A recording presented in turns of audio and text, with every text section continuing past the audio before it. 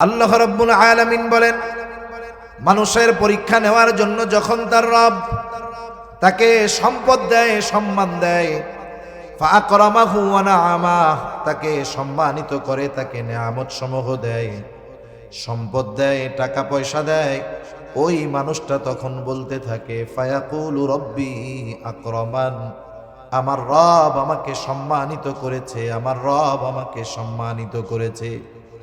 এই কথাটা সে কেন বলে? এ কথা বলার অন্যতম কারণ হলো সে সম্মান এবং সম্পদকে আল্লাহ তাআলার ভালোবাসার মানদণ্ড হিসাবে মনে করে। সে মনে করে আল্লাহ তাআলা তাকেই দুনিয়ায় সম্মান দেয়, তাকেই দুনিয়ায় সম্পদ দেয় যাকে আল্লাহ ভালোবাসে। তাহলে সম্মান সম্পদ যে পায় সে মনে করে আমাকে ভালোবাসে কে? অথচ বলেন তো, এ দুনিয়াতে আল্লাহ তাআলা ফেরাউনকে কম সম্মান বা পাওয়ার দিয়েছিল নাকি? ফেরাউনের পাওয়ারের অভাব নাই, ফেরাউনের ক্ষমতার অভাব ছিল না, কারুনের সম্পদের অভাব ছিল না।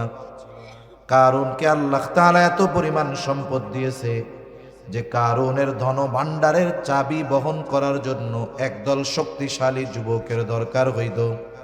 গোটা দুনিয়ার সব মানুষকে যদি জিজ্ঞাসা করি যারা ফেরাউনকে চিনে, কারুনকে চিনে, যদি বলি যে ফেরাউনরে তো আল্লাহ অনেক ক্ষমতা দিছিল, খুব মনে হয় ভালোবাসতো, সকলেই বলবে না, ভালোবাসতো না। মুমিন লাগবে না। আপনি যদি একজন অমুসলিমকেও বলেন তুমি তো মুসলমানদের দেখতে পারো না, ফেরাউনও মুসলমানদের দেখতে পারতো না, তাইলে তোমাদের মধ্যে আর ফেরাউনের মধ্যে এই মিলটা আছে। এক কাজ করো, তুমি তোমার সন্তানের নামটা ফেরাউন রাখো, তোমাকে মাসে মাসে 1000 টাকা ভাতা দেওয়া হবে। মুসলমানরা তো বহুদূর, ফেরাউনের প্রতি একজন কাফেরেরও এতটা ঘৃণা, যতটা ইসলাম বিদ্বেষ তার মনের মধ্যে থাকুক না কেন, সে কখনো নিজের সন্তানের নাম ফেরাউন রাখবে না। কেন? আল্লাহ তো অনেক ক্ষমতা দিছিল, রাখবে কেউ? কাউকে যদি বলা হয় কারুন রাইখো, কেউ রাখবে না। কারুনের সম্পদ ছিল ঠিক, কিন্তু কারুনকে আল্লাহ তাআলা ভালোবাসেন নাই। এজন্য সম্পদ সম্মান দিলেই যে আল্লাহ তাআলা ভালোবাসে বিষয়টা এমন নয়। কিন্তু আফসোস, আমাদের সমাজে, আমাদের দেশে, আপনাদের এলাকায়, আমাদের এলাকায়, সব জায়গায় এমন কিছু মানুষ আছে যেই মানুষেরা তারা মনে করে সম্পদ সম্মান হলো আল্লাহ তাআলার ভালোবাসার প্রমাণ। আল্লাহ তাআলার নাফরমানি করতে করতে এমন এক পর্যায়ে পৌঁছিয়ে গিয়েছি, আমরা যে কতটুক নাফরমান বা কত বড় অবাধ্যতা, কোন পর্যন্ত আমাদের অবাধ্যতার সীমা পৌঁছিয়েছে, অনেক সময় এর খবর মুসলমানদের মধ্যেও নাই। স্রোতের তালে আমরা এতটা গা ভাসিয়ে দিয়েছি যে এই গতিতে যদি চলতে থাকে এক সময় আমাদের অস্তিত্ব সংকটে পড়া লাগতে পারে। একেবারে মুসলমান একেবারে কখনো বিনাশ হবে না, একেবারে চূড়ান্তভাবে নির্মূল হবে না, কিয়ামতের আগ পর্যন্ত আল্লাহ তাআলা করবেন না, এটা আল্লাহ তাআলার ওয়াদা। কারণ ইসলাম, মুসলমান যদি দুনিয়ায় না থাকে আল্লাহ তাআলা এ দুনিয়াকেই রাখবে না। আসলে মানুষের পরিস্থিতি হলো এরকম যে আপনি তাদেরকে যতই দ্বীনি কথা বোঝান না কেন, যাদের অন্তরটা মোহর মারা হয়ে গেছে, আপনি যত নরম কথা দিয়ে, যত বুঝিয়ে, যত আবেগ দিয়ে, যত দরদ দিয়ে আপনি বুঝান না কেন, এরা বুঝতে চাইবে না। কারণ এক নাম্বার, এদের বুঝবার মতো ইচ্ছা নাই, আগ্রহ নাই। আমাকে আমার নিজের পরিবর্তনের আগ্রহ, ইচ্ছা যদি না থাকে, দুনিয়ার মানুষ পিটাইয়া আমাকে ওই কাজ থেকে ফেরাতে পারবে না। যেমন আজকে 14 ফেব্রুয়ারি, আসলে এটা কোনো কিছুই ছিল না। আমাদের দেশে যারা ইসলাম বিদ্বেষী, যারা চায় মুসলিমদের যেই কালচার, মুসলিমদের যেই সংস্কৃতি, মুসলিমদের যেই সভ্যতা, রীতি নীতি, এগুলো ধ্বংস হয়ে অনইসলামিক কালচার, খ্রিস্টানদের কালচার, পশ্চিমাদের কালচার আমাদের সমাজের মধ্যে যারা প্রতিষ্ঠিত করতে চায়, মুসলিম নামধারী মুনাফিক যারা, এরা কাফেরদের চাইতেও জঘন্য। কারণ কাফেরকে তো শত্রু হিসাবে চিহ্নিত করা যায়, দেখা যায়, কিন্তু যেগুলো মুসলমানের লেবাসে ইসলামের ক্ষতি করে, এই জানোয়ারগুলা সূরাতে বংশে পরিচয় যদিও মুসলিম হিসাবে দেয়, কিন্তু এগুলো কাফেরদের চাইতেও বেশি খারাপ, ঠিক কিনা বলে? এই মুনাফিকগুলো, ইসলাম বিদ্বেষীগুলো এদেশে 14ই ফেব্রুয়ারির আমদানি করছে। এদেশে 31st নাইট, 31শে ডিসেম্বর রাত নববর্ষ উদযাপন ছিল না। নাম বললে কি অসুবিধা? এদেশে এক বুইড়া খাটাস আছে, বুড়ো খাটাস, ওর নাম হলো শফিক রেহমান। নামটা কত সুন্দর। এই বুড়ো খাটাস এদেশে 14ই ফেব্রুয়ারি আর ওই 31st নাইটের আমদানি ঘটাইছে, এই বুড়া খাটাস। এখন দেখেন এই 14ই ফেব্রুয়ারিকে যেই নামে আমাদের দেশে চালিয়ে দেওয়া হচ্ছে, আসলে ওই বিষয়ের সাথে তাদের বলা বিষয়ের কোনো মিল নাই, বরং কেমন যেন এটা একটা পানির বোতল। এটা কিসের বোতল? এখন এই পানির বোতল তো ঠিক আছে পানির, কিন্তু ভেতরে যদি প্রস্রাব থাকে তাহলে এটারে কি বলবেন? যতই এইখানে পানি লেখা থাকুক না কেন, যতই এখানে লেখা থাকুক পিওর ট্রাস্টেড টেস্ট, একেবারে ভালো সুপেয় ভালো পানি, যতই বোতলে লেখা থাকুক না কেন, কিন্তু বোতলের ভেতরে যদি প্রস্রাব থাকে, যতই পানি লেখা থাক না কেন, মূলত ওটা প্রস্রাবের বোতলই হবে, ঠিক কিনা বলেন? ভালোবাসা শব্দটা তো ভালো শব্দ, ভালোবাসার সাথে তো ঈমানের সম্পৃক্ততা আছে, কিন্তু এই ভালোবাসা শব্দটাকে তারা এমন কাজে এমন জায়গায় ব্যবহার করতেছে যাতে এই শব্দটা একটা অশ্লীল অশালীন এই ধরনের শব্দে আস্তে আস্তে পরিণত হচ্ছে, ঠিক কিনা বলেন?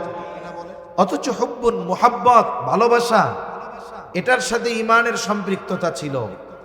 আর এই সুন্দর শব্দটাকে ব্যবহার করে আমাদের আগামী প্রজন্মকে, এই জেনারেশন সহ নেক্সট জেনারেশনকে একেবারে ধ্বংস করে দেওয়ার জন্য, একেবারে নিশ্চিহ্ন করে দেওয়ার জন্য, ইসলামহীন করে দেওয়ার জন্য এই ভালোবাসা দিবসটাকে ব্যবহার করে এই দিনে লক্ষ লক্ষ যুবকের চরিত্র ধ্বংস হচ্ছে, লক্ষ লক্ষ নারীর সতীত্ব নষ্ট হচ্ছে, ঠিক কিনা বলে? অথচ নাম দিছে কি ভালোবাসা। আল্লাহ তাআলা আমাদের হেফাজত করুক, সকলে বলি আমিন।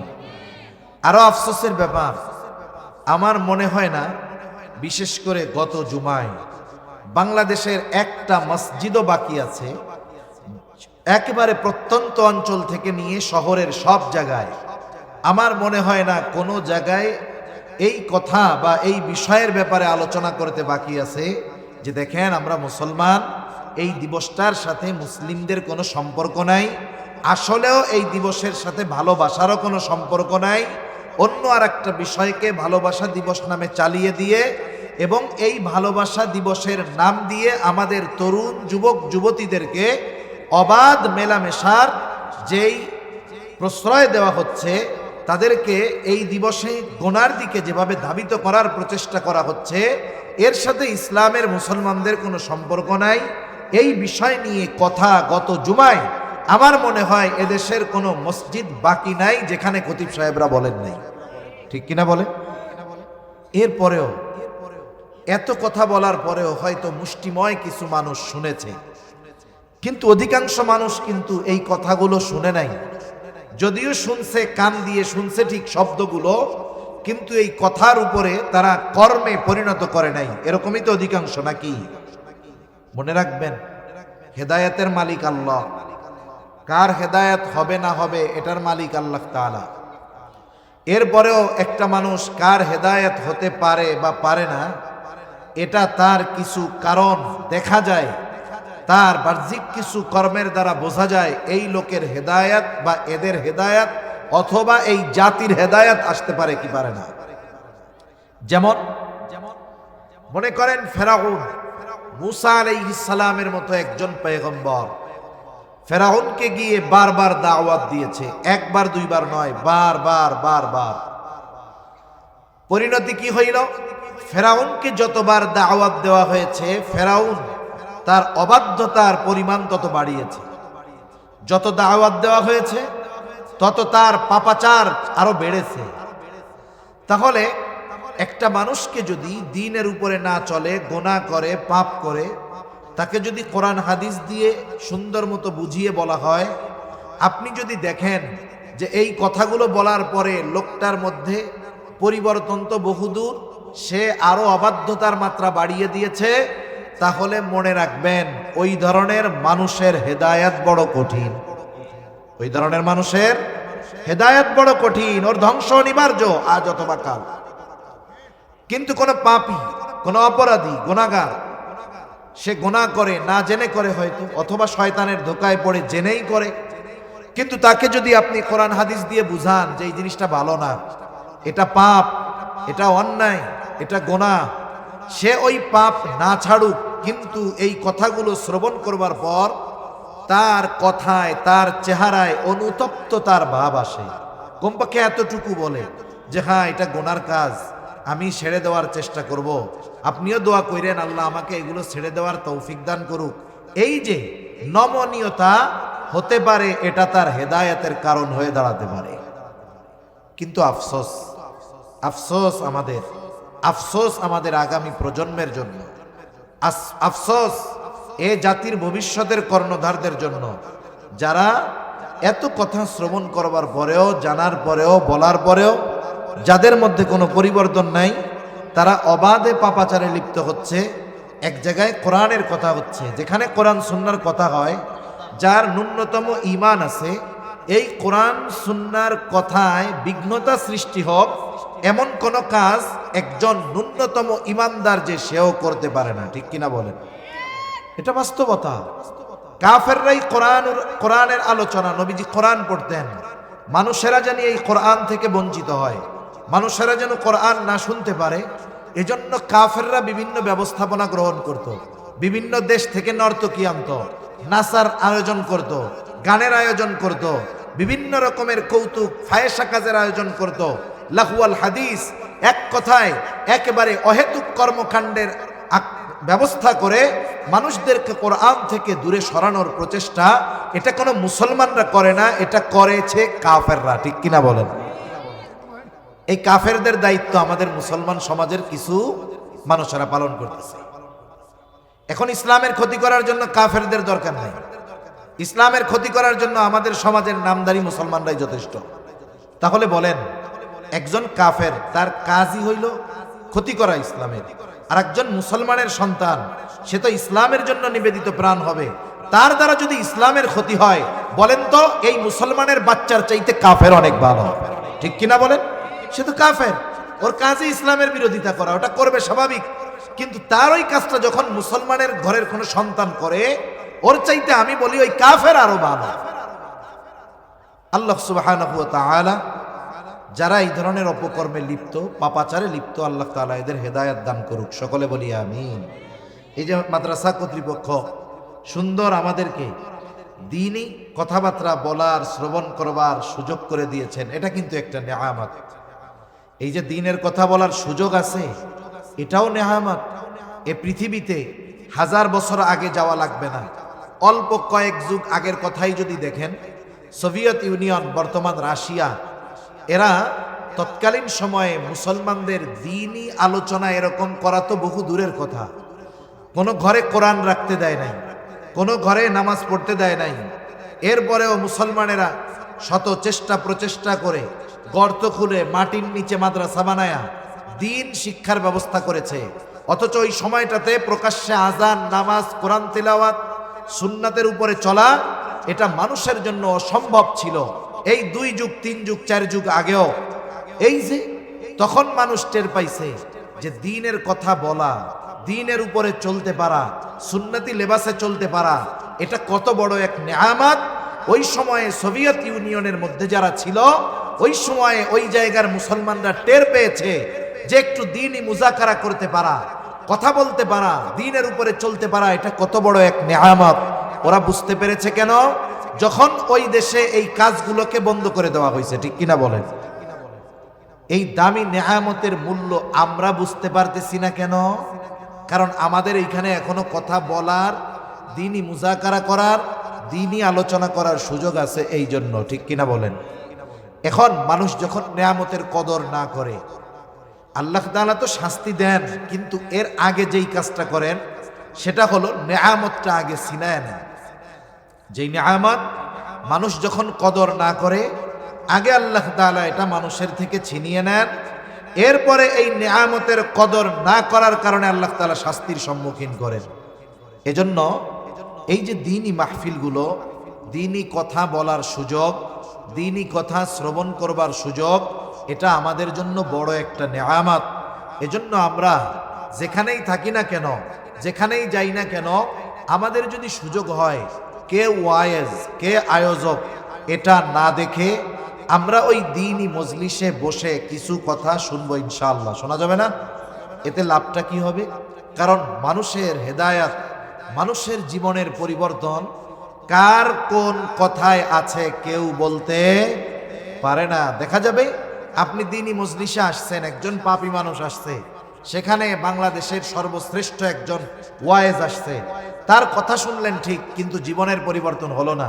কিন্তু দেখা গেলেন চিন্তা করছেন আসরের পরে মাগরিবের পরে তো ছোট ছোট হুজুররা বয়ান করে, ওই সময় আপনি গিয়া বসলেন, ফ্রি আছেন, দেখা যাবে আপনার পাশের একজন হাফেজ সাহেব, পাশের মাদ্রাসার বা মসজিদের ইমাম বা খতিব সাহেব, অথবা পাশের মসজিদের একজন ইমাম সাহেব, যাকে আপনি চিনেন, তেমন পরিচিত না, উনি কথা বলতেছে আসরের পরে মাগরিবের পরে। হতে পারে আপনি যাকে ছোট মৌলানা মনে করতেছেন, ওই ছোট মৌলানার একটা কথা আপনার আমার জীবন পরিবর্তনের কারণ হতে পারে। ঠিক কিনা বলেন? এজন্য আমরা অনেক সময় চিন্তা করি যে মাহফিলগুলো আমরা শেষে যাব, কারণ শেষে বড় বড় হুজুর আসে। আমরা এই মাহফিলের চাইতে ওই হুজুরকে আমরা বেশি বড় মনে করি। বিষয়টা কিন্তু তা না, বিষয়টা তা করার সুযোগ নাই। আমরা এই দ্বীনি মজলিসগুলাকেই বড় মনে করব। ব্যক্তিকে বড় মনে করে যখন আসা হয়, তখন এটা ব্যক্তিকেন্দ্রিক হয়ে যায়। এই আয়োজনটাকে আমরা তখন ছোট মনে করে ফেলি। আমাদের বিষয়টা যদি এমন হইতো যে না, মাগরিবের পরে হোক আসরের পরে হোক, দ্বীনি আলোচনা যখন থেকে চলতেছে আমাদের সুযোগ, আমরা গিয়ে বসি, তাহলে হয়তো কি, যদি আমরা মনে করতাম, আমরা ওই মাহফিলটাকে নেয়ামত মনে করতাম, যে আমরা দ্বীনি আলোচনা করব, সে যেই বলুক, বক্তা যেই হোক, তাহলে দেখা যাইত এই নেয়ামতের কদর আমরা ঠিকমতো করতাম, সাথে সাথে দ্বীনি কথাও বেশি শুনতাম। হয়তো ছোট হুজুরের কথা আমার জীবন পরিবর্তনের কারণ হতে পারতো। ঠিক কিনা বলেন? আল্লাহ সুবহানাহু ওয়া তাআলা বুঝবার তৌফিক আমাদের দান করুক, সকলে বলি আমিন।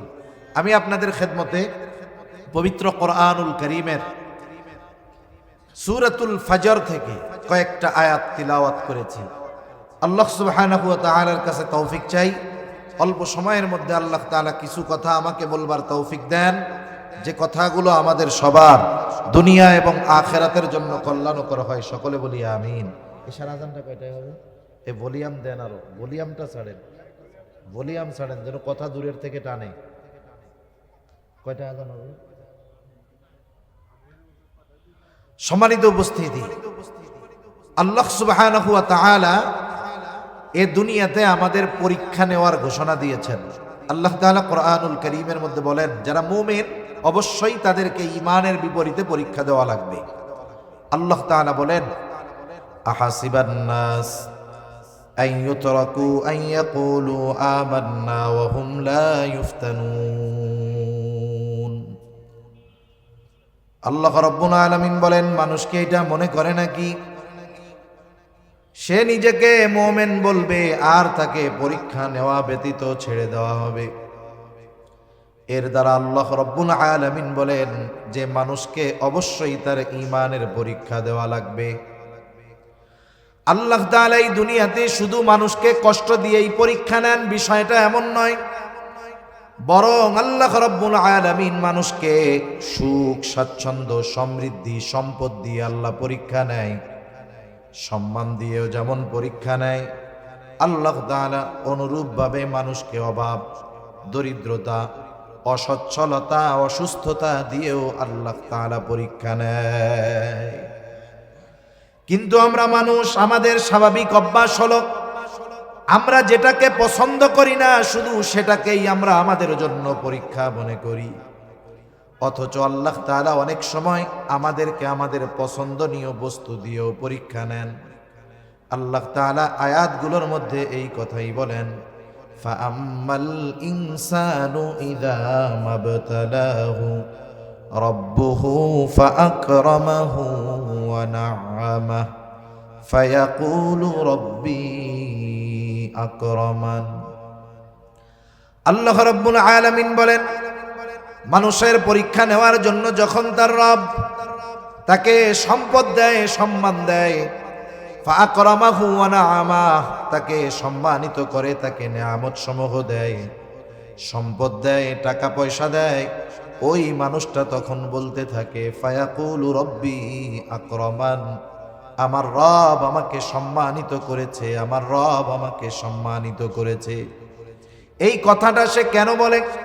এ কথা বলার অন্যতম কারণ হলো সে সম্মান এবং সম্পদকে আল্লাহ তাআলার ভালোবাসার মানদণ্ড হিসাবে মনে করে। সে মনে করে আল্লাহ তাআলা তাকেই দুনিয়ায় সম্মান দেয়, তাকেই দুনিয়ায় সম্পদ দেয় যাকে আল্লাহ ভালোবাসে। তাহলে সম্মান সম্পদ যে পায় সে মনে করে আমাকে ভালোবাসে কে? অথচ বলেন তো এ দুনিয়াতে আল্লাহ তাআলা ফেরাউনকে কম সম্মান বা পাওয়ার দিয়েছিল নাকি? ফেরাউনের পাওয়ারের অভাব নাই, ফেরাউনের ক্ষমতার অভাব ছিল না, কারুনের সম্পদের অভাব ছিল না। কারুনকে আল্লাহ তাআলা এত পরিমাণ সম্পদ দিয়েছে যে কারুনের ধন ভাণ্ডারের চাবি বহন করার জন্য একদল শক্তিশালী যুবকের দরকার হইত। গোটা দুনিয়ার সব মানুষকে যদি জিজ্ঞাসা করি যারা ফেরাউনকে চিনে, কারুনকে চিনে, যদি বলি যে ফেরাউনরে তো আল্লাহ অনেক ক্ষমতা দিছিল, খুব মনে হয় ভালোবাসতো, সকলেই বলবে না, ভালোবাসতো না। মুমিন লাগবে না। আপনি যদি একজন অমুসলিমকেও বলেন তুমি তো মুসলমানদের দেখতে পারো না, ফেরাউনও মুসলমানদের দেখতে পারতো না, তাইলে তোমাদের মধ্যে আর ফেরাউনের মধ্যে এই মিলটা আছে। এক কাজ করো, তুমি তোমার সন্তানের নামটা ফেরাউন রাখো, তোমাকে মাসে মাসে 1000 টাকা ভাতা দেওয়া হবে। মুসলমানরা তো বহুদূর, ফেরাউনের প্রতি একজন কাফেরেরও এতটা ঘৃণা, যতটা ইসলাম বিদ্বেষ তার মনের মধ্যে থাকুক না কেন, সে কখনো নিজের সন্তানের নাম ফেরাউন রাখবে না। কেন? আল্লাহ তো অনেক ক্ষমতা দিছিল, রাখবে কেউ? কাউকে যদি বলা হয় কারুন রাইখো, কেউ রাখবে না। কারুনের সম্পদ ছিল ঠিক, কিন্তু কারুনকে আল্লাহ তাআলা ভালোবাসেন নাই। এজন্য সম্পদ সম্মান দিলেই যে আল্লাহ তাআলা ভালোবাসে বিষয়টা এমন নয়। কিন্তু আফসোস, আমাদের সমাজে, আমাদের দেশে, আপনাদের এলাকায়, আমাদের এলাকায়, সব জায়গায় এমন কিছু মানুষ আছে যেই মানুষেরা তারা মনে করে সম্পদ সম্মান হলো আল্লাহ তাআলার ভালোবাসার প্রমাণ। এজন্য দেখবেন অনেক টাকা পয়সাওয়ালা, অনেক সম্পদওয়ালা মানুষের সামনে গর্ব কইরা কয় নামাজ কালাম পড়ে না, নাফরমানি করে, ইসলাম বিদ্বেষিতা অন্তরের মধ্যে ভরা, কিন্তু টাকা পয়সা আছে আর দুনিয়াবি সম্মান আছে। কি কয় যে আরে ভাই আল্লাহ কত ভালোবাসে আমারে, ভালো না বাসলে আল্লাহ কি এগুলা দিত? এরকম বলার লোক তো নাই আলহামদুলিল্লাহ।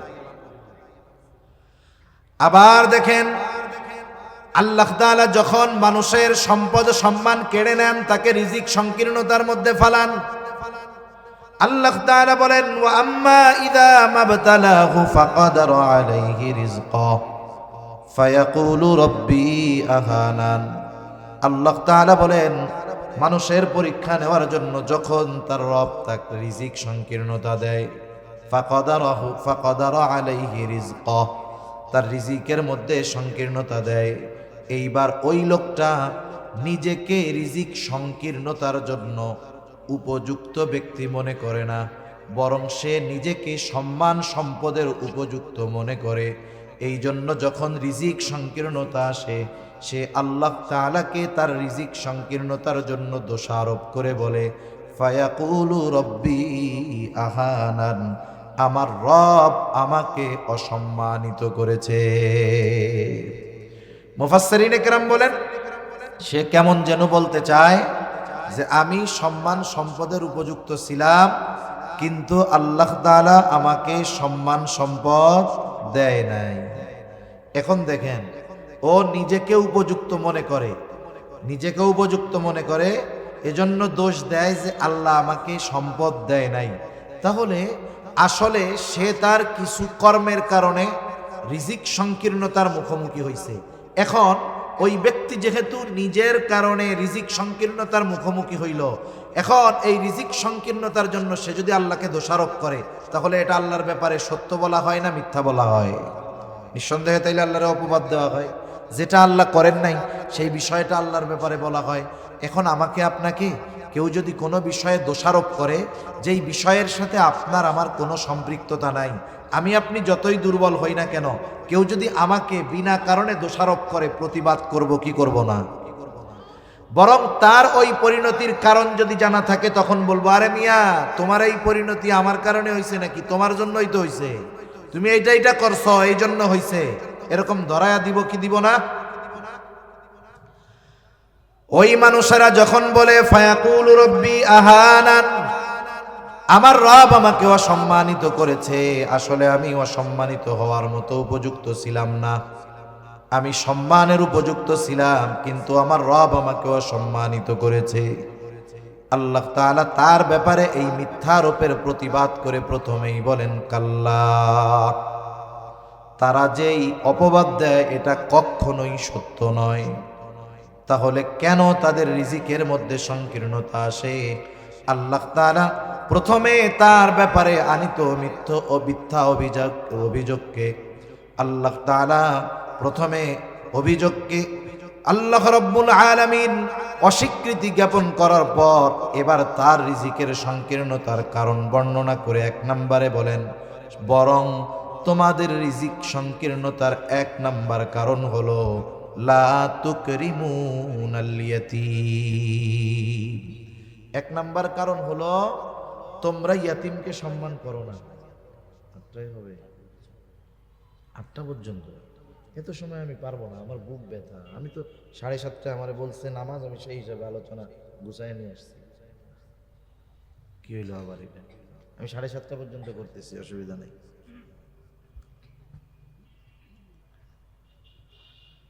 তাহলে 1 নম্বর কারণ বলতেছে যে তোমরা ইয়াতিমদেরকে কি করো না? সম্মান করো না। ইয়াতিমদের সম্মান করার দ্বারা উদ্দেশ্য কি? ইয়াতিমদের সম্মান করার দ্বারা উদ্দেশ্য হলো তোমরা ইয়াতিমদের হক আদায় করো না। ইয়াতিম সাধারণত 2 শ্রেণীর হয়। এক ধরনের ইয়াতিম হয় ধনী ইয়াতিম, আর এক ধরনের ইয়াতিম হয় গরিব ইয়াতিম। ধনী ইয়াতিম যার বাবা মারা গেছে ঠিক, কিন্তু বাবা অনেক সম্পদ তার জন্য রেখে গেছে, টাকা পয়সার তার অভাব নাই, ধন দৌলতের অভাব নাই, এই ইয়াতিম। আরেকজন হলো দরিদ্র ইয়াতিম, যার বাবাও মারা গেছে, টাকা পয়সা ধন দৌলত কিছু রাইখাও যায় নাই। ইয়াতিম ধনী হোক আর গরিব হোক, উভয় ধরনের ইয়াতিমের কিছু হক সমাজের মানুষের উপরে আছে না নাই? ইয়াতিম হোক, ইয়াতিম ধনী হোক আর গরিব হোক, সমাজের মানুষের কাছে সে ইয়াতিম হিসাবে কিছু হক পায়।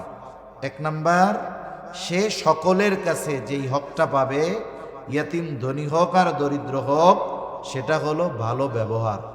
1 নম্বরে কি পাবে? ভালো ব্যবহার পাবে। এজন্য ইয়াতিমের সাথে ভালো ব্যবহার করা, এটা ইয়াতিমের অন্যতম হক। রাসূলুল্লাহ সাল্লাল্লাহু আলাইহি ওয়াসাল্লামের কাছে এক ব্যক্তি আসছে, এসে বলে, ইয়া রাসূলুল্লাহ, আমার হৃদয়টা কঠিন হয়ে গেছে, শক্ত হয়ে গেছে। আল্লাহ রাসূল সাল্লাল্লাহু আলাইহি ওয়াসাল্লামকে বলতেছে, হৃদয়টা কঠোর হয়ে গেছে, আপনি আমাকে এমন আমল শিখায় দেন যে আমল করলে আমার কঠোর হৃদয়টা নরম হয়ে যাবে। ওই জামানায় একজন সাহাবী নবীর কাছে আইসা বলতেছে, হৃদয়টা কঠোর হয়ে গেছে। এই জামানার মানুষ, আমাদের পরিস্থিতি কি? আমাদের হৃদয় তো একেবারে পাথরের চাইতেও কঠোর। নবীজি সাল্লাল্লাহু আলাইহি ওয়াসাল্লাম বলতেছে, আমসাহ রাসাল ইয়াতীম ওয়া আতঈমিল মিসকিন, যে তুমি ইয়াতীমের মাথায় হাত বুলায় দাও আর মিসকিনদেরকে খানা খাওয়াও। ইয়াতীমের মাথায় হাত বুলায় দাও, কারণ ইয়াতীমের মাথায় হাত বুলায় দিলে তোমার হৃদয় আল্লাহ নরম বানায় দিবে। ইয়াতীমের কষ্টটা যদি নিজে উপলব্ধি করার চেষ্টা করি, ছোট বাচ্চা 4-5 বছর বয়স, ওর আব্বা নাই, ওর মন চাইলেই যা কিছু চাইতে পারে না আব্বুর কাছে। আপনার সন্তানটা ওর যখন কিছু খাইতে মনে চায় বলতে পারে, কিন্তু ওই বাচ্চাটা কারো কাছে বলতে পারে না। অনেক সময় যদি কারো কাছে কিছু মন চায় এটা বলে, নিগ্রহের শিকার হতে হয়, কথা শুনতে হয়। অনেক সময় এমন হয় ইয়াতিম দরিদ্র হওয়ার কারণে কাছের মানুষ আপনজনও তার সাথে খারাপ আচরণ করে। ধনী হইলে তো টাকা পয়সা আছে এই চিন্তা করে একটু মাঝে মধ্যে ভালো আচরণ করে, কিন্তু যেই ইয়তিম দরিদ্র হয়, গরিব হয়, ওই ইয়তিমের সাথে অনেক সময় কাছের মানুষও খারাপ আচরণ করে। এজন্য ইয়তিমের অন্যতম 1 নাম্বার হক হইল সম্মান করার অর্থ হলো 1 নাম্বার তার সাথে সদাচরণ করা, ভালো ব্যবহার করা। ইয়তিম যদি দরিদ্র হয় এই বিষয়টা আর একটু বেশি করতে হবে, কারণ ইয়তিম যদি দরিদ্র হয়, অভাবী হয়, সমাজের যদি সামর্থ্যবান মানুষ থাকে, ধনী মানুষ থাকে, তাহলে উচিত ওই ইয়তিমের অভিভাবকত্ব গ্রহণ করা। অনেক সময় মাদ্রাসাগুলায় অনেক ইয়তিম থাকে, ইয়তিমখানার মধ্যে ইয়তিম থাকে, পাড়া প্রতিবেশী ইয়তিম থাকে। অনেক সময় ওই ইয়তিম সন্তান বাবাও তেমন সম্পদশালী না, অবহেলার শিকার হয়ে ছেলেটা অনেক সময় খারাপ হয়ে যায়। এজন্য আমাদের উচিত যাদের সামর্থ্য আছে, অ্যাবিলিটি আছে, ইয়াতিমদের অভিভাবকত্ব গ্রহণ করা। কেউ যদি পরিপূর্ণটা গ্রহণ করতে না পারে, কমপক্ষে আংশিক হইলেও অভিভাবক হওয়া। যেমন মাদ্রাসাগুলোর মধ্যে যদি ইয়াতিম থাকে, অসহায় দরিদ্র ইয়াতিম, আপনি গিয়া হুজুরের কাছে বলতে পারেন, হুজুর আমি একটা ইয়াতিমের খরচ চালাইতে চাই, আপনার প্রতি মাসের খরচ চালানোর অ্যাবিলিটি নাই। আপনি বলেন যে হুজুর আমি তার বছরে পোশাক যা লাগে সেটার খরচ দিয়া দিব, তার স্যান্ডেল যত টাকার লাগে আমি দিয়া দিব, তেল পানি সাবান যে কয় টাকার লাগে আমি দিয়া দিব। যে কোনো একটা অংশের অভিভাবকত্ব গ্রহণ করেন, তাহলে লাভটা কি হবে? নবীজি বলেন, হাদিসের মধ্যে আসছে, আমি আর ইয়াতিমের অভিভাবক জান্নাতের মধ্যে পাশাপাশি অবস্থান করব। এই বলে নবীজি এই 2টো আঙ্গুল ইশারা দিয়ে দেখা দিলেন, এই 2টা আঙ্গুল যেমন পাশাপাশি অবস্থানরত, নবীজি বলেন আমি আর ইয়াতিমের অভিভাবক জান্নাতের মধ্যে ওই রকম পাশাপাশি অবস্থান করব। আংশিক অভিভাবক হন, লস নাই এতে, নবীর সাথে জান্নাতে থাকা যাবে। এর চাইতে বড় নেয়ামতের আর কিছু আছে নাকি? দুনিয়ার মানুষ, দুনিয়ার একজন প্রসিদ্ধ মানুষের সাথে কিছু সময় কাটাইতে কত আগ্রহী হয়। আচ্ছা, আপনাদের এলাকার কেউরে যদি বলা হয় যে এক কাজ করেন, আপনাকে প্রধানমন্ত্রীর সাথে একবেলা একই টেবিলে একই সাথে বৈশাখ খাওয়ার ব্যবস্থা করে দেওয়া হবে, বা প্রধানমন্ত্রী আপনারে দাওয়াত দিছে অমুক তারিখ দুপুরবেলা আমার বাসায় বা আমার কার্যালয়ে অথবা আমার বাসভবনে দুপুরে খাবারের দাওয়াত, এই যে আধা ঘন্টা সময় প্রধানমন্ত্রীর সাথে যদি থাকার সুযোগ হয়, এ সুযোগ দুনিয়ার কেউ মিস করবে না, আমি মোল্লাও মিস করব না। ঠিক কিনা বলেন? যদি 20-50 লাখ খানিক খরচও হয়, কেউ পিস পাওয়াবে না। নিজের কাছে না থাকলে অন্যর কাছ থেকে কর্জ নিবে, ধার নিবে, চিন্তা করবে 1 লাখ খরচ করে যদি যাইতেও হয় অসুবিধা কোথায়। ওনার কাছে একটু নিজের কথাটা যদি বইলাই দিতে পারি, তাইলে 10 লাখ আসার ব্যবস্থা হয়েও যাইতে পারে। ঠিক কিনা বলেন? এই আশায় সর্বোচ্চ প্রচেষ্টা করে প্রধানমন্ত্রীর সাথে কিছু সময় থাকার, কাটানোর এই সুযোগ অর্থ খরচ করে হলেও আমরা মিস করব না। অথচ নবীজি তার সাথে থাকার ব্যবস্থা আমাদের জন্য করে দিয়েছেন। নবীজির সাথে থাকতে পারার সংবাদ শুনে সাহাবায়ে কেরাম সবচাইতে বেশি খুশি হয়েছে। এত খুশি সাহাবায়ে কেরাম আর কোনো খবরে হয় নাই। মূল অপারেটর কি আছেন এখানে? আপনি অপারেটর মূল, রিভার্ব দিয়ে আওয়াজ ছাড়েন। আপনারে বারবার বলতেছি, আপনি বুঝেন না, শব্দ টানতেছেই না, অনেক জোরে বলতেছি আমি। ডিলে মিলে তো ঠিক মতো দিচ্ছেন, রিভার্ব দিয়ে আওয়াজটা ছেড়ে দেন যেন একটু আরামে কথা কইতে পারি।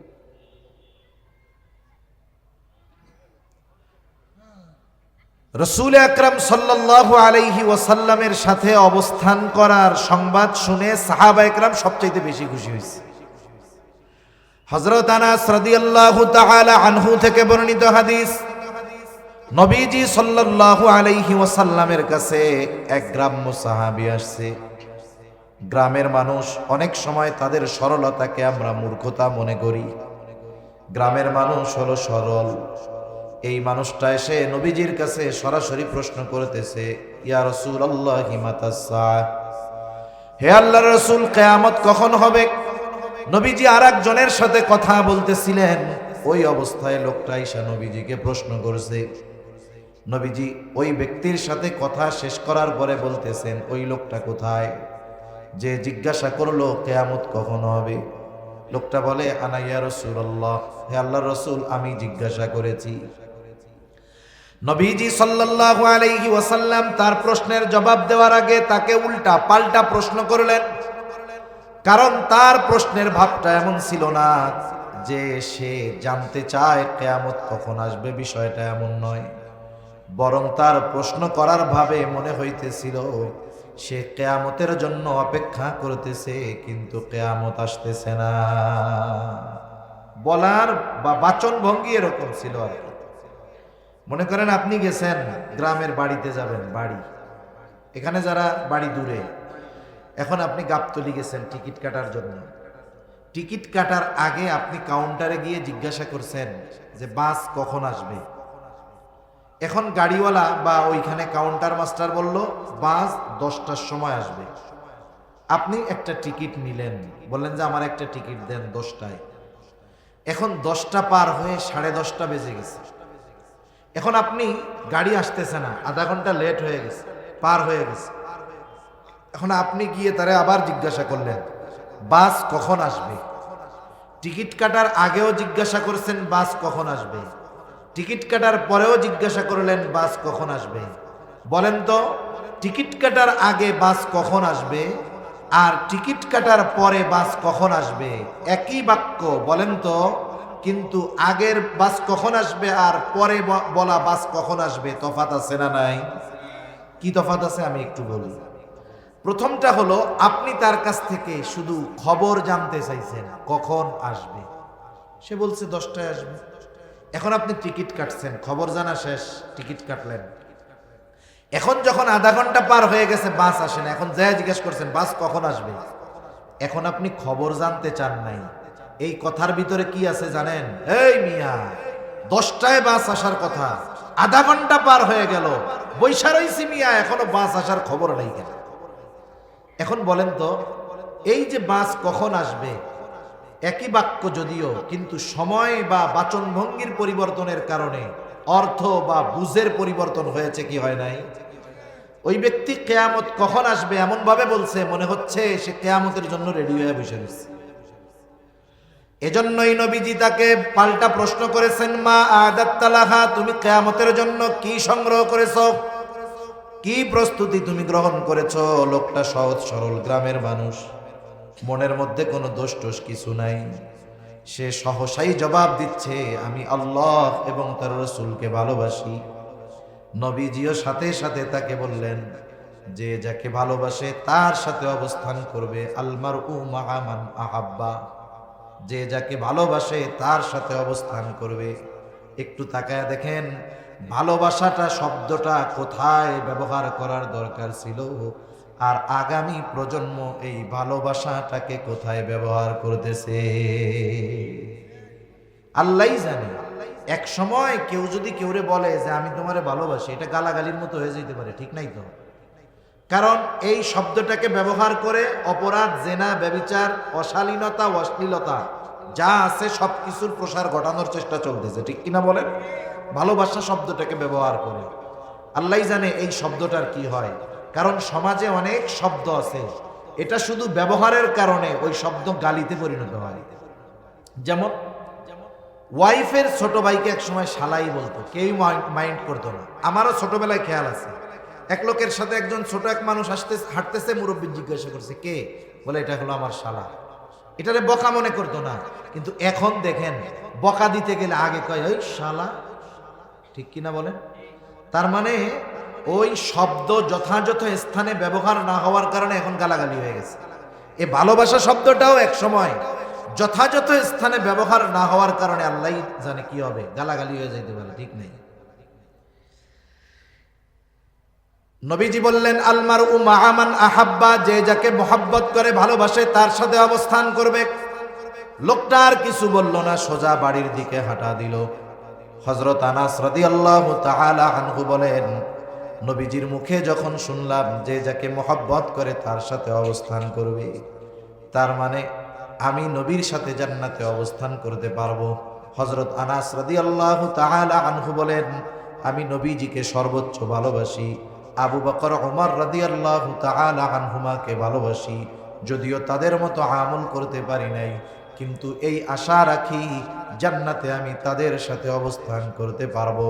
হযরত আনাস রাদিয়াল্লাহু তাআলা আনহু আরো বলেন, নবীজির মুখে এই কথাটা শ্রবণ করবার পর যে যাকে মোহাব্বত করে তার সাথে অবস্থান করবে, আমরা এতটা খুশি হয়েছি ইসলাম গ্রহণের পরে আর কোনো কথার দ্বারা এতটা খুশি হই নাই।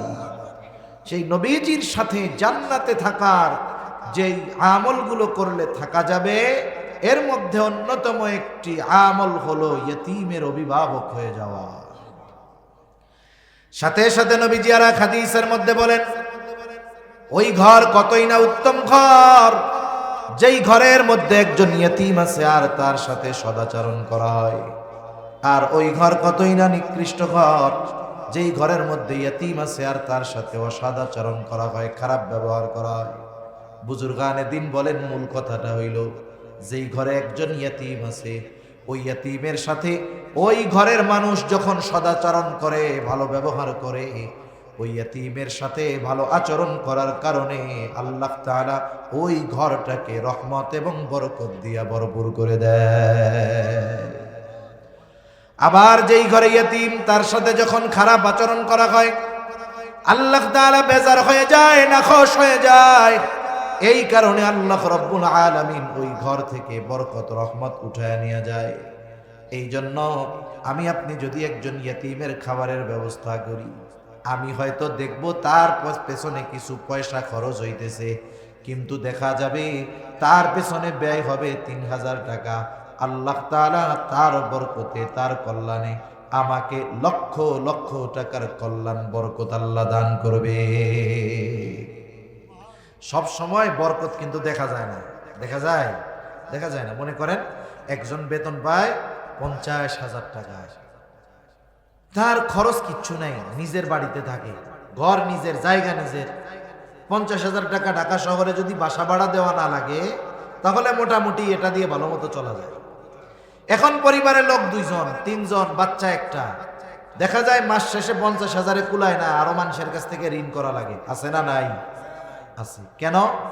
আরে প্রতি মাসে ওনার বউ ১০ দিন অসুস্থ, উনি ১০ দিন অসুস্থ, পোলাপান ১০ দিন অসুস্থ, হাসপাতালে দৌড়াইতে দৌড়াইতে টাকা পয়সা শেষ। আবার আর এক আল্লাহর বান্দা, সে টাকা পয়সা বেশি পায় না, বেতন কম পায়, কিন্তু আল্লাহ তাআলা তার ঘরে কোনো রোগ দেয় নাই। আল্লাহ তাআলা তাদেরকে স্বল্পে তুষ্টতা দান করছে, মানে যা হয় তা দিয়ে খাইয়াই আলহামদুলিল্লাহ বলে। এই ঘরে রোগ বালাই নাই। আল্লাহ তাআলা এই যে দেখেন বরকত কি, ওরে রোগ দিয়া ওর সম্পদ শেষ করে দিছে, আর আল্লাহ তাআলা এদেরকে সুস্বাস্থ্যতার নিয়ামত দিয়ে আল্লাহ তাআলা এদের সম্পদকে বাঁচায় দিছে। ঠিক কিনা বলেন? এর জন্য বিভিন্ন পদ্ধতিতে আল্লাহ তাআলা বরকত দেয়। মানুষ অনেক সময় বুঝতে পারে, মানুষ অনেক সময় এটা অনুধাবন করতে পারে না। সেজন্য ইয়তীমের অভিভাবক যদি হওয়া যায়, এতে লাভ আছে।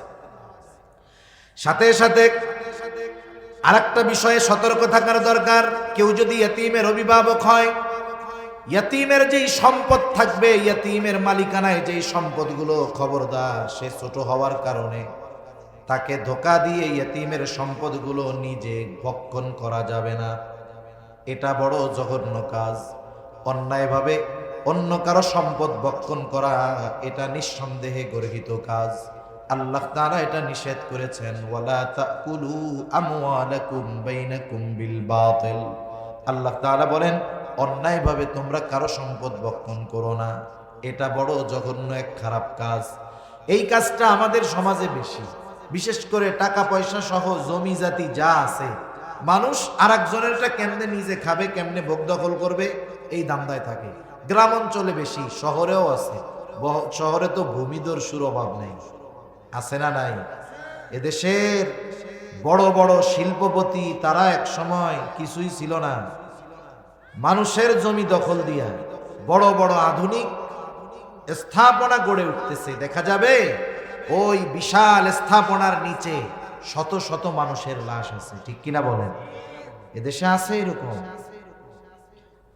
অথচ নবীজি বলেন অন্যায়ভাবে কেউ যদি কারো এক বিঘত জমিন দখল করে, কিয়ামতের দিন 7 তবক জমিন তার গলার সাথে বেচায় দেওয়া হবে। এ তো এক শাস্তি গেল। কিয়ামতের দিন এই যে আরেক বান্দার হক সে দখল দিল, কিয়ামতের দিন ওই বান্দার হক তাকে আদায় করতে হবে। হয়তো তার নেকি দিয়ে হক আদায় করবে, না হয় ওই ব্যক্তির গুনাহ নিয়ে তাকে তার হক আদায় করতে হবে। এজন্য আমরা অন্যায়ভাবে কারো সম্পদ ভক্ষণ করব না, সে যে ব্যক্তি হোক। অন্যায় বলতে আমরা বুঝি সব সময় মনে হয় পাওয়ার খাটাইয়া অন্যায় করতে হয়, তা না। মিষ্টি ভাষা দিয়ে অন্যায় করা যায় কি যায় না? মিষ্টি ভাষা দিয়েও জুলুম করা যায়। একজনের কাছ থেকে একজন একটা জিনিস দখল দেয় ক্ষমতা দেখায়, আর একজন ক্ষমতা দেখায় না, মিষ্টি কথা কইয়া দখল দেয়। দুইজনের উদ্দেশ্য এক, কর্মও এক, কিন্তু পদ্ধতি ভিন্ন। এজন্য আমরা অন্য কারো সম্পদ ভক্ষণ করব না। এটা যদি ইয়তীমের হয় তাইলে কি হবে? আল্লাহ তাআলা বলেন ইন্নাল্লাযীনা ইয়াকুলুনা আমওয়ালাল ইয়াতামা যুলমান ইন্নামা ইয়াকুলুনা ফি বুতুনিহিম নারা। আল্লাহ তাআলা বলেন নিশ্চয়ই যারা অন্যায়ভাবে ইয়তীমের সম্পদ ভক্ষণ করে, ইন্নামা ইয়াকুলুনা ফি বুতুনিহিম নারা, সে কেমন যেন তার পেট আগুন দ্বারা ভরপুর করে। বলেন তো আগুনের অবস্থান জান্নাত নাকি জাহান্নাম? নিঃসন্দেহে জাহান্নাম। আল্লাহ তাআলা এই জন্য বলেন ওয়াসায়াসলাউনা সাঈরা, অচিরেই তার আবাসস্থল হবে জাহান্নাম। এজন্য ইয়াতীম যদি কারো অধীনে থাকে, ইয়াতীমের সম্পদের হেফাজত করা, ইয়াতীমের সাথে ভালো আচরণ করা, ইয়াতীমের হক আদায় করা, এটাই হলো ইয়াতীমকে সম্মান করা। যারা ইয়াতীমকে সম্মান করে আল্লাহ তাআলা বলেন তাদের রিজিক আল্লাহ প্রশস্ত করে দিবে। আর যারা ইয়াতীমকে অসম্মান করে তথা ইয়াতীমের সাথে খারাপ আচরণ করে, ইয়াতীমের হক নষ্ট করে, ইয়াতীমের সম্পদ ভক্ষণ করে, বলে তোমার কাগজে কলমে সম্পদ থাকবে কিন্তু আমি আল্লাহ তোরে খাইতে দিব না, ঠিক কিনা বলেন? তাহলে মানুষের রিজিক সংকীর্ণতার 1 নাম্বার কারণ ইয়াতীমের হক আদায় না করা। 2 নাম্বার কারণ আল্লাহ রাব্বুল আলামিন বলেন, আল্লাহ তাআলা বলেন ওয়ালা তাহাদ্দুনা আলা তুআমিল মিসকিন। আল্লাহ রাব্বুল আলামিন বলেন তারা মিসকিনদেরকে খানা প্রদানে উৎসাহ দেয় না, অপরকে উৎসাহ দেয় না, বরং নিরুৎসাহিত করে। এখানে আল্লাহ তাআলা একজনের দ্বিতীয় দোষটাকে তুলে ধরেছেন। আর দ্বিতীয় দোষ তুলে ধরলে প্রথমটা এমনিই ওর মধ্যে চলে আসে। বলেন তো 2 এর মধ্যে 1 আছে না নাই? 2 এর মধ্যে অবশ্যই 1 আছে, 2টা 1 যোগ হইয়াই 2 হইছে। এখন আল্লাহ তাআলা কেন এ কথা বললেন না যে ওরা ইয়াতীমদের খানা দেয় না? এটা না বলে কি বলছেন? ওরা ইয়াতীমদেরকে খানা প্রদানে উৎসাহ দেয় না, মিসকিনদেরকে খানা প্রদানে উৎসাহ দেয় না, বরং নিরুৎসাহিত করে।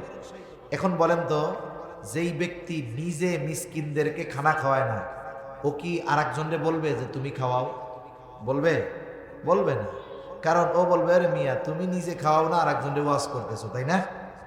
এজন্য আল্লাহ তাআলা তার দ্বিতীয় ত্রুটিটা উল্লেখ করে বুঝাইলেন যে ও নিজেও তো খানা দেয় না, অপরকেও খানা দানে উৎসাহ প্রদান করে না। অথচ খানা খাওয়ানো ফজিলতের কাজ। খানা খাওয়ানো কিসের কাজ? ফজিলতের কাজ। রাসূল আকরাম সাল্লাল্লাহু আলাইহি ওয়াসাল্লামের কাছে একজন আসছে, এসে জিজ্ঞাসা করতেছে আইয়ুল ইসলামে খায়র, ইসলামের মধ্যে সর্বোত্তম আমল কোনটা? নবীজি ছিলেন উম্মতের রূহানি ডাক্তার। একই প্রশ্ন একাধিক ব্যক্তি যদি করত, ব্যক্তির অবস্থার আলোকে নবীজি জবাব দিতেন। যেমন ডাক্তারের কাছে একই রোগ নিয়ে 2 জন গেছে, কিন্তু 2 রোগীর অবস্থা 2 রকম। বলেন তো, একজন ডাক্তারের কাছে একটা রোগ নিয়ে গেছে, তার ডায়াবেটিক্স আছে, হাই প্রেশার আছে, কিডনির অসুবিধা আছে। এই লোকের ক্ষেত্রে ওই রোগের ওষুধটা ডাক্তার দিবে একরকম, আবার একই রোগ নিয়ে আর একজন গেছে, তার অন্য কোনো রোগ নাই, তার ব্যাপারে ওষুধ দিবে আর এক রকম। ঠিক কিনা গণ? এখন যদি দুইজন কয়, কেমন ডাক্তার রে, আমিও জ্বর নিয়ে গেলাম, তুমিও জ্বর নিয়ে গেলাম, আমারেও যা দিছে তোমারে তো তা দেয় নাই, তাহলে ডাক্তার মনে হয় ভালো না। বিষয়টা কি এমন নাকি? বরং ডাক্তার তো এক্সপার্ট, এই জন্য রুগীর অবস্থা বুঝে ওষুধ দিছে, যে জানে যে ওই সুস্থ ব্যক্তিকে জ্বরের ওষুধ যা দিয়েছি, টাইফয়েডের ওষুধ যা দিয়েছি, এই ডায়াবেটিক্সওয়ালা, হাই প্রেশারওয়ালা, কিডনির রুগীওয়ালারা যদি দেই, ও মরে যেতে পারে। নবীজি উম্মতের রুহানি ডাক্তার ছিলেন। এজন্য একই প্রশ্নের ক্ষেত্রে ব্যক্তির অবস্থার আলোকে নবীজি জবাব দিতেন। এই ব্যক্তির এই প্রশ্নের জবাবে নবীজি বলতেছেন, তুতাইমুত তাআম ওয়া তাকরাউস সালাম আলা মান আরাফতা ওয়া মান লাম তারিফ। নবীজি বলেন যে তুমি মানুষকে খানা খাওয়াও, আর পরিচিত অপরিচিত সবাইকে বেশি বেশি সালাম দাও। মানুষকে খানা খাওয়াও আর পরিচিত অপরিচিত সবাইকে বেশি বেশি সালাম দাও। নবীজি যখন খানা খাওয়ানোর কথা বলেছেন, কোনো ক্লাসিফিকেশন করেন নাই, স্তর বিন্যাস করেন নাই, বলেন নাই যে গরিবরে খাওয়াইবা, ধনীরে খাওয়াবা না, পরিচিতকে খাওয়াইবা, অপরিচিতকে খাওয়াইবা না। তার মানে বোঝা গেল, আমি আপনি খানা যাকেই খাওয়াই না কেন, আল্লাহর সন্তুষ্টির জন্য যদি খানা খাওয়ানো হয়, বলেন তো ফজিলত আছে না? না,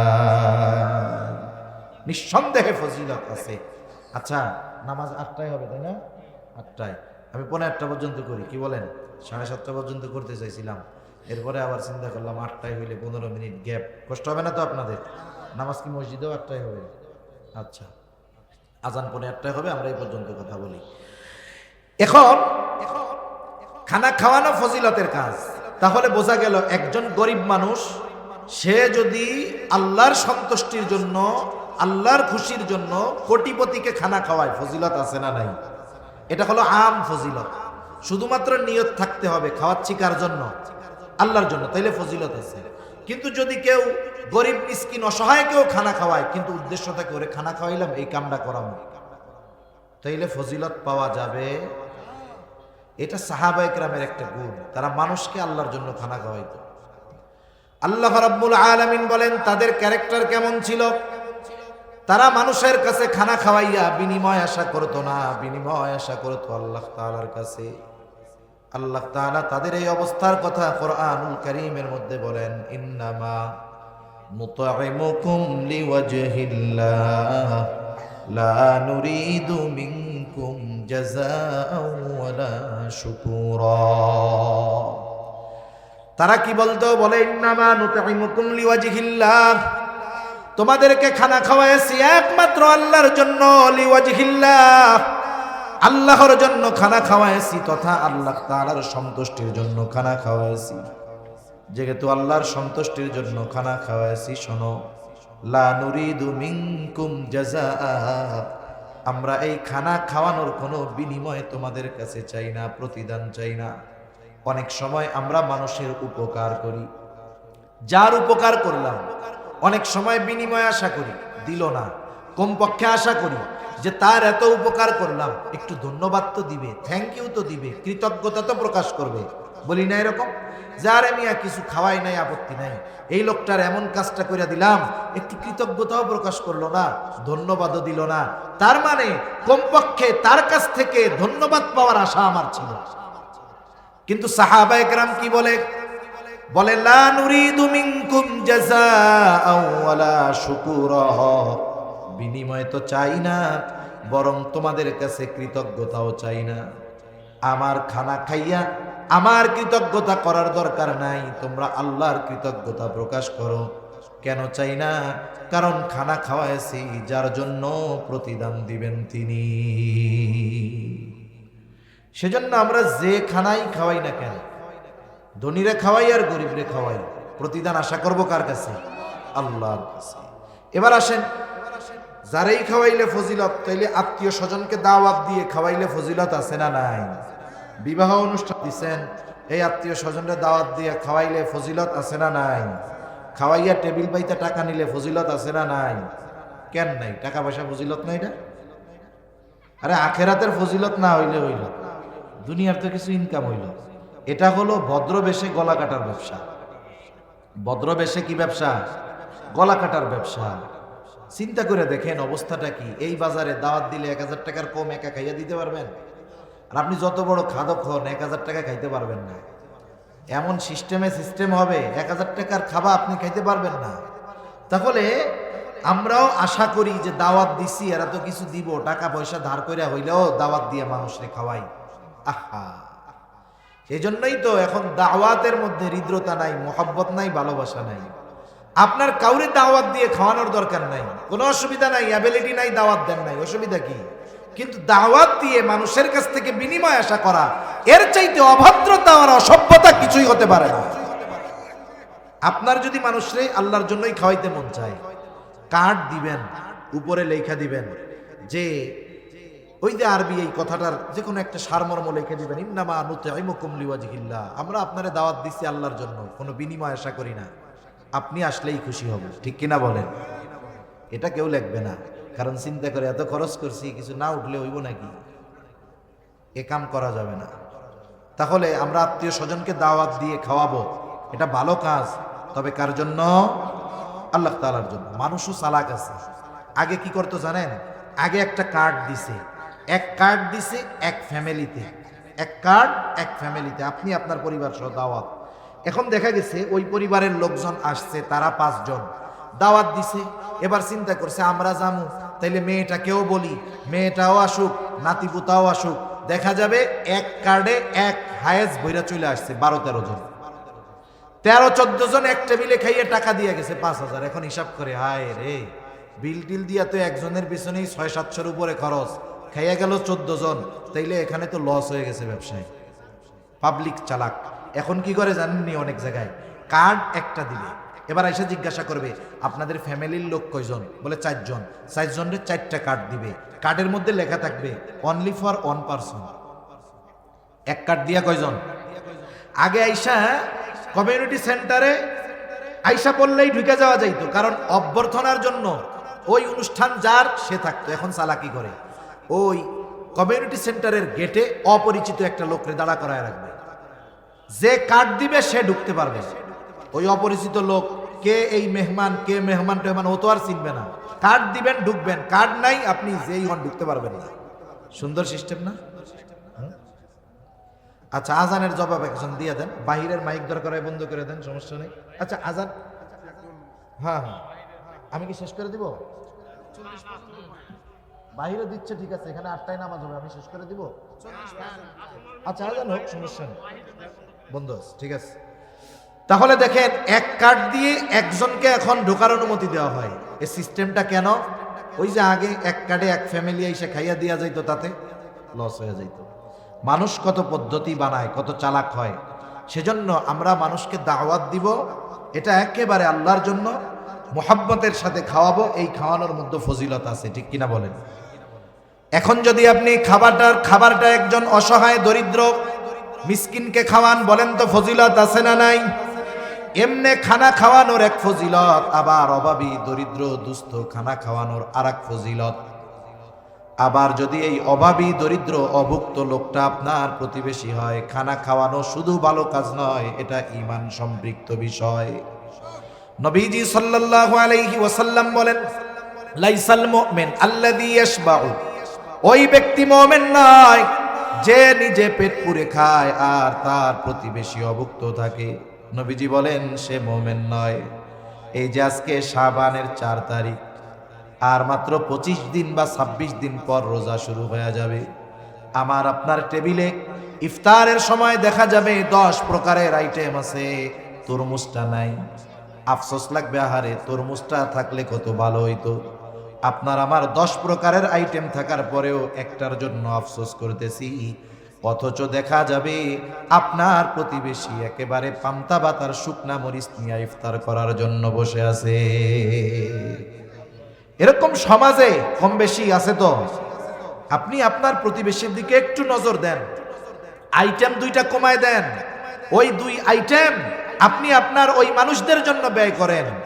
অনেক মানুষ আছে এই রোজা রেখে পরিশ্রম করে কষ্ট করে রোজাও রাখে, রোজার মাস আসলে অনেক মুমিন খুশি হয় যে আমরা ইবাদত বন্দেগী করতে পারবো, আর ওই মানুষগুলো খুশি হওয়ার সাথে সাথে কপালে বাজ পড়ে যায়, কারণ সে দৈনিক উপার্জন না করলে তার রোজা রাখার ব্যবস্থা হবে না।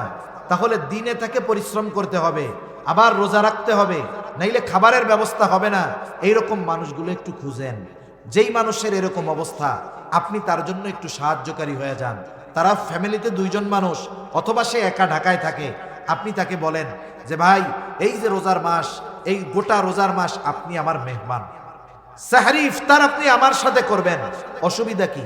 আপনি 5 আইটেম থেকে 2 আইটেম কমায় দেন, 10 আইটেম থেকে 2 আইটেম কমায় খান, তাহলে কি হবে? ওকে ইনক্লুড করতে পারলেন, লাভ কি হবে? আপনার আমার আমল কি হবে জানি না, আপনার আমার রোজা হবে কি হবে না জানি না, কিন্তু ওই রোজাদারের সাহরি ইফতারের ব্যবস্থা করার কারণে ওই ব্যক্তির রোজা রেখে যেই সওয়াব পাবে, ওই পরিমাণ সওয়াব আল্লাহ তাআলা যিনি মেহমানদারির ব্যবস্থা করলেন আল্লাহ তাআলা তাকেও দিয়ে দিবে। সুবহানাল্লাহ। রোজার মাসে তো নেক কামানোর ব্যবসা, সওয়াব কামানোর ব্যবসা, ঠিক কিনা বলেন? এজন্য আমরা একটু প্রতিবেশীর দিকে খেয়াল রাখবো তো ইনশাআল্লাহ, একটু খেয়াল রাখবো ইনশাআল্লাহ। তাহলে আল্লাহ তাআলা বলেন ওয়ালা তাহাদ্দুনা আলা তুআমিল মিসকিন। রিজিক সংকীর্ণতার দ্বিতীয় কারণ হলো তোমরা নিজেরাও অসহায়দেরকে খাওয়ানা খাওয়াও না, অপরকেও খানা দিতে উৎসাহ দাও না। আমি যদি না খাওয়াইতে পারি আমি আরেকজনকে উৎসাহ প্রদান করব, যদি তাও না পারি আমার আপনার কাছে কেউ যদি কখনো কিছু চায়, দিতে না পারলেও খারাপ আচরণ করে ফিরিয়ে দিব না, বরং তাকে ভালো আচরণের মাধ্যমে ফিরাইয়া দিব। অনেক সময় তারাও তো মানুষ, অনেক সময় দেওয়ার পরেও তারা নাখোশ হয়, একজনের কাছে বারবার চাইতেছে, এখন সে করলো কি 50 টাকা 100 টাকা দিয়ে দিল, দিয়ে বলে ধর ফকিন্নি তো গোজালা আর বাঁচি না, ধর যা। আরেকজন সে দিতে পারে নাই, সে সুন্দর ভাষায় বলতেছে ভাই আমার কাছে তো এখন নাই, কেমনে দিব, দিতে তো মন চায়, আমি দোয়া করি আল্লাহ তোমার কষ্ট দূর করে দিক, তুমি আবার আইসো, দেখা হইলে ইনশাল্লাহ তোমারে আমি দিব। এখন বলেন তো, একজন 100 টাকা দিয়ে খারাপ ব্যবহার করলো, আর একজন না দিয়ে ভালো ব্যবহার করলো, ওই ব্যক্তি কার প্রতি খুশি হবে? নিঃসন্দেহে ভালো ব্যবহারকারীর উপরে খুশি হবে। এজন্য নবীজি বলেন উত্তম কথাও সাদকা। আপনি তাকে না দিয়ে ভালো ব্যবহার করে কবুল সাদকার মালিক হয়ে গেলেন, সওয়াব পেয়ে গেলেন, আর একজন দিয়ে খারাপ আচরণ করে সওয়াবের মালিক হতে পারলেন না। 3 নম্বর কারণ আল্লাহ তাআলা বলেন ওয়াতাকুলুনা তুরাসা আকলাল লাম্মা। ওয়ারিসি সম্পদ সব তোমরা একা ভক্ষণ করে ফেলো। বাবা মারা গেছে, অঢেল সম্পদ রেখে গেছে, অনেক ভাই এমন আছে বোনদেরকে সম্পদ বঞ্চিত করে, আছে না নাই? আরে একেবারে মেইন রোডের সাথে মধু সিটির মধ্যে জমি আছে, এই জায়গা ভ্যালুয়েবল প্লেস, আবার একেবারে বাগাড়ের মধ্যে ওই যে জায়গায় লোকজন যায়ও না ওই জায়গায়ও জমি আছে। এবার ভাইরা চিন্তা করে এখান থেকে যদি বোনদেরকে দিয়া দেই তাহলে তো জমি কমে যাবে, সিস্টেমে বোনদেরকে এই দামি সম্পদ বঞ্চিত করে আর এক জায়গা থেকে দেয়, আছে না নাই? আবার কত জায়গা আছে দেয়ও না, বছরের পর বছর খাইতে থাকে, বোনরাও কিছু বলে না। মানুষের জীবন তো একরকম যায় না, এটাও ইসের মতো, স্রোতের মতো, এক সময় সচ্ছলতা থাকে, এক সময় অভাব দরিদ্রতা আসে, স্বাভাবিক বিষয়। এখন বোনরা অভাবে পড়ছে, এতকাল বাইরে কিছু বলে নাই, এবার এসে বলতেছে ভাই এই জমি তো আমারও হক আছে তোমারও হক আছে, এতকাল তুমি একা খাইছো কোনো অসুবিধা নাই, আগেরটা মাপ, এখন থেকে যদি খাইতে চাও, যদি রাখতে চাও ন্যায্য দাম দিয়ে রাখো, অথবা তোমার আমার যেই হক আমাকে বুঝাইয়া দাও। 10 বছর 15 বছর পরে এসে বোন যখন তার হক ভাইয়ের কাছে চায়, অনেক হাজি সাহেব অনেক আবেদ ভাই মুখটা একেবারে শুকায়া পেঁচার মতো হয়ে যায়, ঠিক কিনা বলেন? তখন কি কয়, সম্পদ তো নিবি না, সম্পর্কটা শেষ করে যাবি, এরকম বলে না? অথচ হক ছিল তার। এই যে এই লোকগুলো চিন্তা করে কি সব একা খাবে। আল্লাহ তাআলা বলেন হয়তো তোমার সম্পদ কাগজে কলমে বাড়বে, কিন্তু আমি আল্লাহ তোমাকে এগুলো ভক্ষণ করতে দিব না। সেজন্য আমার আপনার উপরে যদি কারো হক থাকে, এই হক মুক্ত হয়ে দুনিয়া থেকে যেতে হবে। কারণ হাদিসের মধ্যে আসছে আল্লাহ তাআলার হক বড় কিন্তু জটিল না। কারণ আল্লাহর তাআলার ঘোষণা আছে, নবীজি যখন মেরাজে গেছে ওইখানেই আল্লাহ তাআলা এই উম্মতের জন্য সুসংবাদ দিয়ে দিয়েছে, যদি এই উম্মত ইমানদার হয়, শিরিক থেকে বেঁচে থাকে, তার দ্বারা যত পাপ সংগঠিত হোক না কেন, শিরিক যদি না করে, আল্লাহ তাআলা যদি চান তার সব গুনাহগুলো আল্লাহ তাআলা মাফ করে দিবে। আল্লাহর হক বড়, তবে জটিল না। আল্লাহ মাফ করে দিতে পারে। একজন সারা জীবন নামাজ পড়ে নাই, শিরিক করছে, শিরিক করে নাই, আল্লাহর কাছে মাফ চাইছে, আল্লাহ মাফ করে দিতে পারে। এগুলো আল্লাহর হক। কিন্তু বান্দার হক ছোট, কিন্তু এটা জটিল। বান্দার হক ছোট, কিন্তু এটা জটিল। কিয়ামতের দিন কেউ কাউকে ছেড়ে দিবে না। এজন্য আমার আপনার উপরে কারো হক যেন না থাকে, এই বিষয়টা চিন্তা করব। অনেক সময় আমাদের গ্রাম অঞ্চলে বেশি হয়, শহরেও হয়, 1-1.5 ইঞ্চি জমির জন্য মারামারি হয়ে যায়, হয় কি হয় না? একজনের পাওয়ার আছে, ওইটারে দখল দিয়া দেয়। হায় রে ভাই, আপনি দুনিয়া একটু ছাড় দেন, 1-2 ইঞ্চি সাইডে ওরা একটু বেশি খাওয়া নি, আপনি অসুবিধা কি? এই যে দুনিয়ায় এতটুকু ছাড় দিলেন, এর বিনিময়ে আল্লাহ তাআলা আপনাকে আমাকে আশা করা যায় আখেরাতে ছাড় দিয়ে দিবে। ঠিক কিনা বলেন? আল্লাহ ছাড় দিয়ে দিবে আখেরাতে। দুনিয়ার একটু খাইতে গিয়ে আখেরাত কেন বরবাদ করব? এজন্য আমরা এই ব্যাপারে সচেষ্ট হব যে আমি মারা যাওয়ার আগে আমার উপরে যেন কোনো বান্দার হক না থাকে। বান্দার হক শুধু টাকা পয়সা সম্পদ এটা নয়। একজন মুরব্বীর সাথে যদি আমি আপনি খারাপ আচরণ করি, মুরব্বীর হক ছিল আমার কাছ থেকে ভালো আচরণ পাওয়া। কেউ যদি ওই মুরব্বীর সাথে খারাপ আচরণ করে, সে ওই মুরব্বীর হকও নষ্ট করে।